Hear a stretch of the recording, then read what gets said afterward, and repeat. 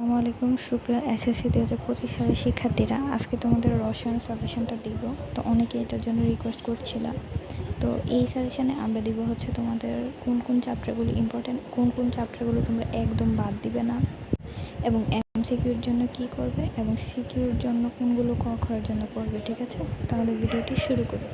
তো প্রথমে তোমাদের সৃজনশীল থাকবে 50 মার্কের, এখানে 70 মার্ক পেলে পাস।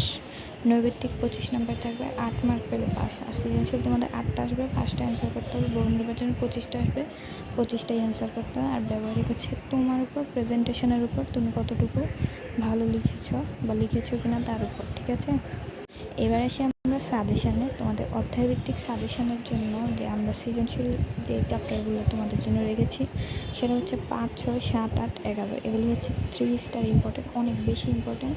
তারপর 3, 4, 9, 10, 12 এগুলো 2 স্টার ইম্পর্টেন্ট। তারপরে 1, 2 হচ্ছে 1 স্টার ইম্পর্টেন্ট। তারপর বহু নির্বাচনের জন্য এইগুলো দেওয়া আছে।